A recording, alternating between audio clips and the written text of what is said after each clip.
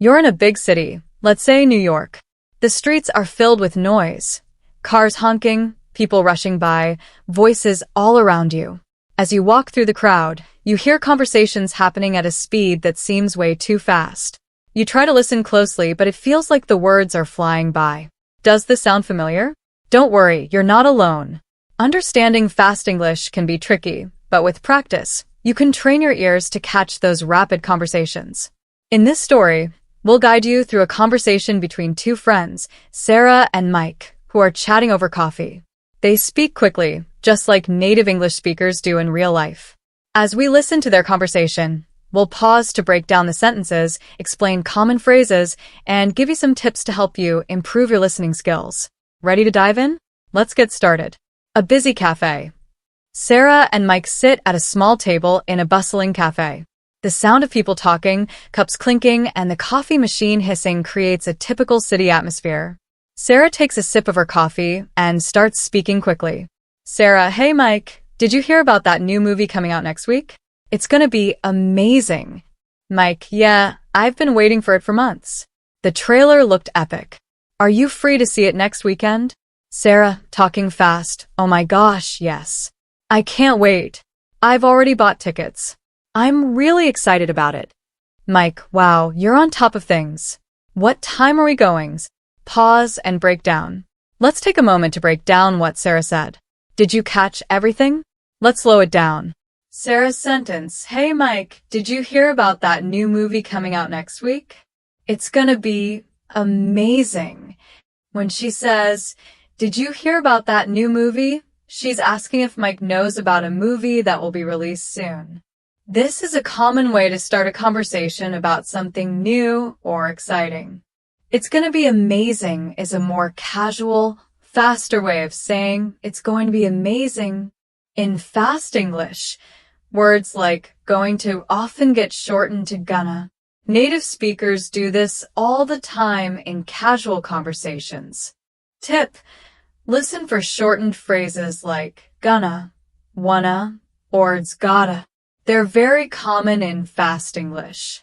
Once you recognize these shortcuts, you'll start to understand conversations much more easily. Let's move on with the conversation. Making plans. Mike and Sarah continue to chat about the movie and make plans for next weekend. Sarah's excited energy makes her speak even faster. Sarah, even faster, I've already bought the tickets, so we're all set. I figured we could grab dinner before the movie. Maybe try that new Italian place? Mike, sounds perfect. What time does the movie start? Sarah, talking quickly, 7:30, so I was thinking we could meet at 5:30, have dinner, then head to the theater. How's that sound? Pause and break down. This time, Sarah's talking even faster. Let's slow it down and break it into smaller parts. Sarah's sentence, I've already bought the tickets, so we're all set. I figured we could grab dinner before the movie. Here, we're all set means everything is ready and there's no need to worry about the tickets. It's a casual way of saying everything is taken care of. I figured we could grab dinner is a common way to suggest a plan. Figured means thought, and grab is often used in casual speech to mean get. So Sarah is suggesting that they eat dinner before the movie. Sarah then says, I was thinking we could meet at 5:30, have dinner, then head to the theater. This is a very common sentence structure in English when making plans. I was thinking is used to politely introduce an idea, and head to is another casual phrase meaning go to. Talking about plans. Mike responds quickly, agreeing to the plan. The conversation moves fast, but Mike uses some useful phrases you can learn. Mike, that sounds great. I'm totally down for it. By the way, do you want to grab drinks after the movie? Sarah, talking quickly, yeah, let's see how we feel after the movie, but I'm definitely up for it. Mike, cool. I'll check out some places nearby. There's this new bar that just opened. Pause and break down. Let's break down some of the phrases Mike and Sarah used here. Mike's sentence, that sounds great. I'm totally down for it. That sounds great is a common response to show enthusiasm or agreement. It's a simple way to say that you like someone's idea. I'm totally down for it means I'm happy to do that, or I agree with your plan. Down for it is a very casual way to express that you're interested in doing something.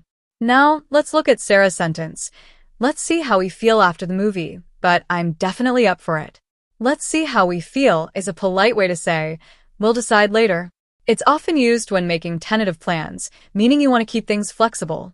I'm definitely up for it is the opposite of down for it, but it means the same thing. In fast English, up for it means you're interested or willing to do something. The fast conclusion. As their conversation continues, Mike and Sarah start talking about other plans, switching topics quickly, just like real conversations often do. Sarah, speaking fast, oh, by the way, did you finish that book I lent you?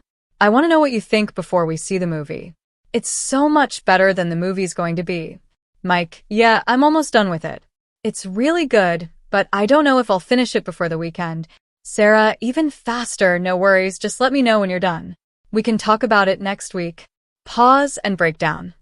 Sarah says, oh, by the way, did you finish that book I lent you? By the way is a useful phrase for changing the subject or adding something new to the conversation. It's like saying, I have something else to mention. Mike replies with, I'm almost done with it, which means he's very close to finishing the book. Almost done is a short way of saying, I've nearly completed it. Interactive challenge. Can you catch it? Now it's your turn. Let's play a short listening game. I'm going to give you a sentence spoken quickly, and your job is to understand what's being said. Here's the sentence. Sarah, fast, let's plan something for next weekend. Maybe we can grab dinner or see a movie. Can you catch that? Let's slow it down. She said, let's plan something for next weekend. Maybe we can grab dinner or see a movie. This is a very typical, fast-paced sentence you might hear in English. Let's plan something means let's make plans. And again, grab dinner means to get dinner. Tip. When listening to fast English, focus on key words like plan, weekend, or dinner.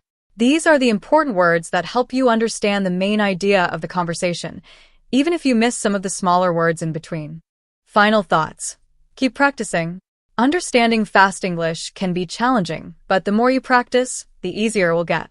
In today's story, we listened to a quick conversation between friends, broke down key phrases, and learned how to catch important words even when they're spoken fast.